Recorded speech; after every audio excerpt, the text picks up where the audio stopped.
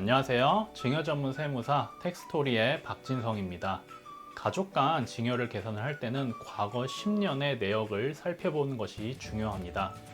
가족 간 공제 한도는 부부 간에는 6억, 자녀에게는 5천만 원, 미성년자 자녀에게는 2천만 원, 형제 자매 간에는 1천만 원입니다. 일단 우리나라에서는 정당한 대가를 주고받는다면 증여세가 발생하지 않습니다. 경우에 따라서 양도소득세가 발생할 수는 있겠죠. 증여세는 재산을 대가 없이 받았을 때, 즉 공짜로 받았을 때 증여받은 것으로 봅니다. 이때는 세금을 내셔야 됩니다. 또한 재산을 시세보다 싸게 취득하거나 반대로 시세보다 비싸게 사줘서 상대방이 이득을 볼 때도 발생합니다. 가족 간에 돈이나 부동산을 주고받아도 증여세를 내야 될 수도 있습니다.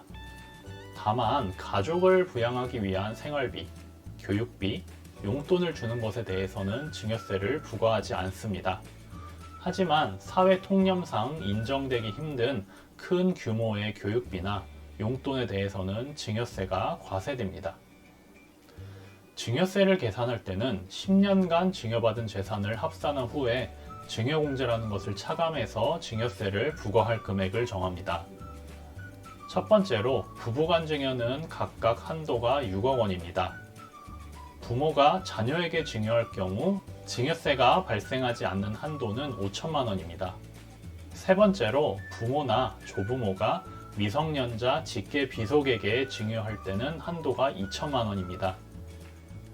네 번째로 자녀가 부모에게 증여할 경우 한도는 5천만 원입니다. 부모가 자녀에게 증여를 하나, 자녀가 부모에게 증여를 하나 한도는 동일합니다. 형제, 자매 간에 증여할 경우 증여세 공제 한도는 부모가 자녀에게 줄 때와는 다르게 1천만 원에 불과합니다. 마지막으로 기타 친족에게 증여할 경우 1천만 원이 공제 한도입니다. 참고로 기타 친족의 범위는 6촌 이내의 혈족입니다. 이제 증여세 한도 계산 방법과 한도가 리셋되는 과정을 알려드리겠습니다. 아까 설명드린 증여 한도는 10년간 증여세가 발생하지 않는 금액입니다.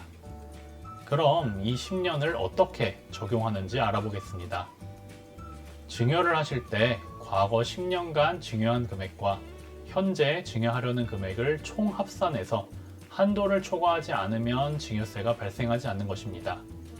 예를 들어 2024년 1월 5일에 부모가 성년인 자식에게 3천만 원을 증여하려고 하는데 2014년 1월 6일에 부모가 동일한 성년인 자녀에게 4천만 원을 증여한 내역이 있는 것입니다. 이럴 때는 10년간 총 7천만 원을 증여하게 되는 것이죠. 이렇게 10년간 증여 한도인 5천만 원을 초과하니 증여세가 발생하는 겁니다. 다른 예를 들어보면 2024년 1월 5일에 부모가 성년인 자녀에게 3천만 원을 증여하려고 합니다.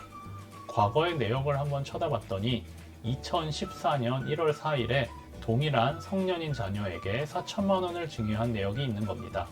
이럴 때 2024년 1월 5일을 기준으로 과거 10년간 증여한 금액이 없죠. 이래서 2024년 1월 5일 증여분에는 증여세가 발생하지 않습니다. 만약 한도가 초과되었다면 어떻게 될까요? 가족 간의 증여 한도를 초과해서 증여할 경우에는 증여세가 발생합니다. 증여세는 증여를 받을 사람이 내야 됩니다.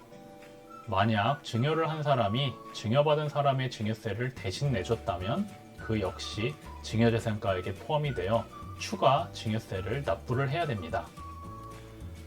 증여세율은 옆에 보시는 것과 같습니다. 가족 간의 증여는 증여 한도가 있을 뿐 특별히 다른 증여세율이 적용되는 것은 아닙니다. 증여세는 과세표준에 증여세율을 곱하고 누진공제를 차감해서 계산합니다.